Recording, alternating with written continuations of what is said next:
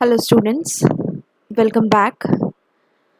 Today, we are going to start another chapter of Class 12 CBSE Computer Science with Python, that is Computer Networks, first part.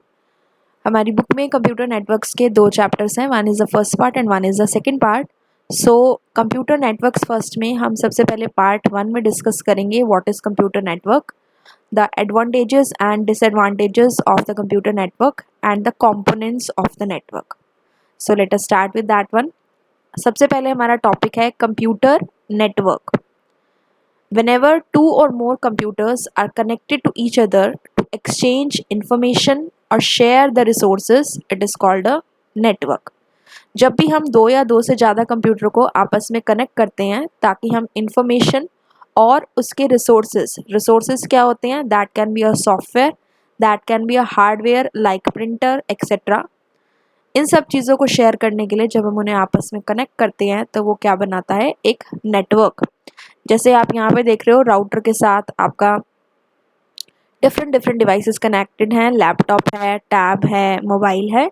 So every device is having the internet connection because they are connected to a router. Now the next is advantages and disadvantages of the network. So the first advantage of a network is जब भी दो या दो से ज़्यादा computer आपस में attach होते हैं तो उस केस में वो रिसोर्सेज को शेयर कर सकते हैं. कैसे? जैसे मान लीजिए एक लैब के अंदर बहुत सारे कंप्यूटर्स हैं और हर कंप्यूटर के लिए हमें एक एक डॉक्यूमेंट का प्रिंट आउट चाहिए. तो उस केस में जो डॉक्यूमेंट है उसका प्रिंट आउट के लिए एक ही हो सकता है कि हम सारे कंप्यूटर्स पर प्रिंटर लगाएं.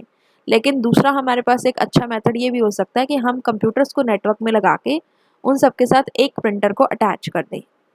इट मीन्स आप नेटवर्क में प्रिंटर को अटैच कर दें कि जब भी आप किसी भी कंप्यूटर से प्रिंट आउट दें तो आप उस प्रिंटर को सेलेक्ट करके वहाँ से प्रिंट आउट दे सकें. So in this case we are sharing the resources. Resource can be any hardware or it can be any software.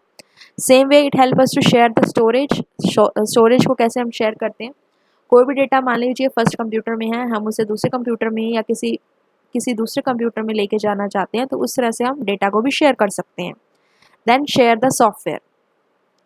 अब अगर हमारे सारे कंप्यूटर्स एक स्टार टोपोलॉजी की फॉर्म में कनेक्टेड हैं, स्टार टोपोलॉजी में बेसिकली आपका क्या होता है, एक सर्वर कंप्यूटर होता है और बाकी सारे जो कंप्यूटर्स होते हैं उससे अटैच होते हैं.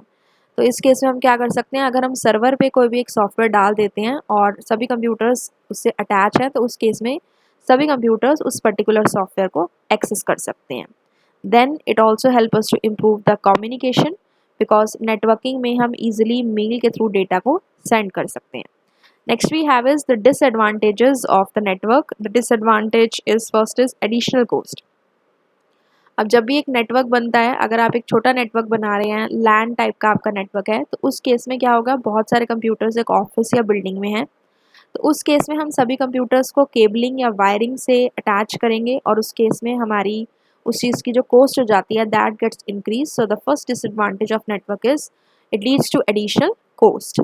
सेकेंड डिसएडवांटेज ये है कि अगर आपका सारा डेटा एक सर्वर के ऊपर है और सारे कंप्यूटर्स उससे अटैच हैं, तो अगर आपका सर्वर फेल हो जाता है so it will create a big problem and there may be issue of data security. Antivirus should be there in that particular system, और अगर नहीं है तो वहाँ पे हमारा जो डेटा है that can be lost in case of virus or any other such thing if it is not protected.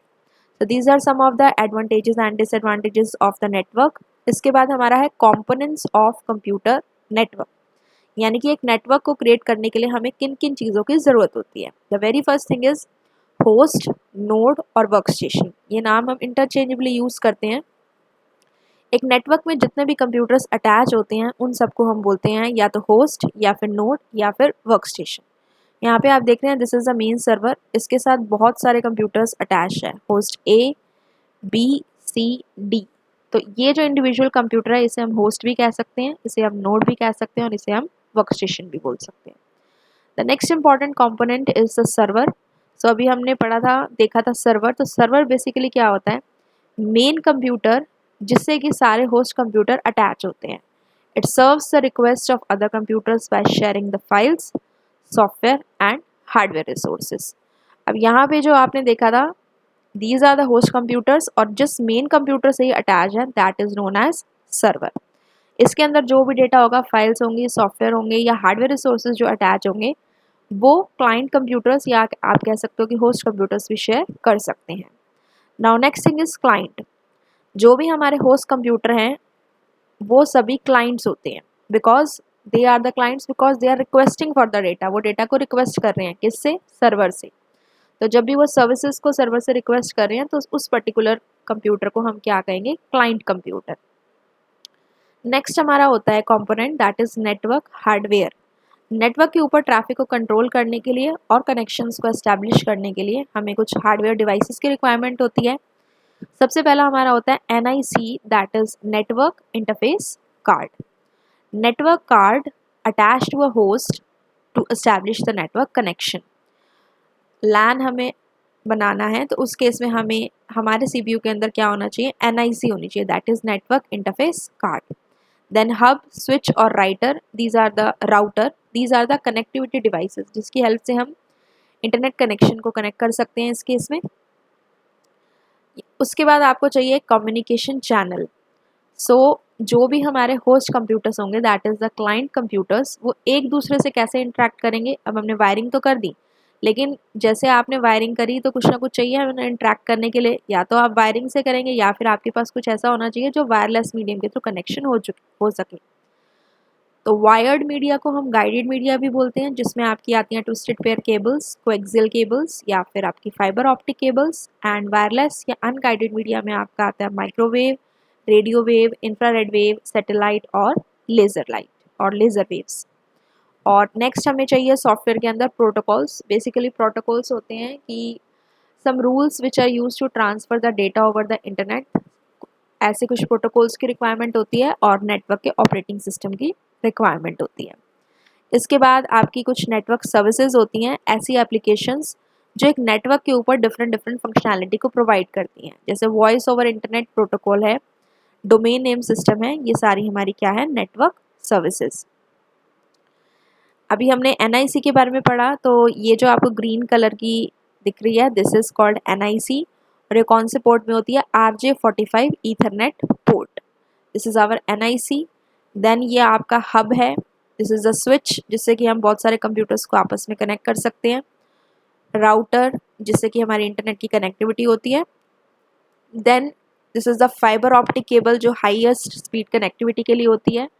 उससे पहले हमारी ट्विस्टेड पेयर केबल्स आती थी एंड देन हमारी कोएक्सियल केबल्स। तो ये हमारा है वायर्ड मीडियम, ओके। और अगर हम वायरलेस मीडिया की बात करते हैं तो उसके अंदर जो भी हमारे कनेक्शंस विदाउट केबलिंग और वायरिंग के होते हैं वो किस किस के थ्रू हो सकते हैं? माइक्रोवेव्स के थ्रू हो सकते हैं, सैटेलाइट्स के थ्रू हो सकते हैं, रेडियो वेव्स और infrared waves. So this is all about the first part, that is what is a computer network, advantages and disadvantages, and the components of the computer network. I hope you have understood this thing. In the next video, we'll be covering the next part and the other important topics related to this chapter. If you have understood this concept, don't forget to like, share, and subscribe. I'll meet you in the next video. Thank you.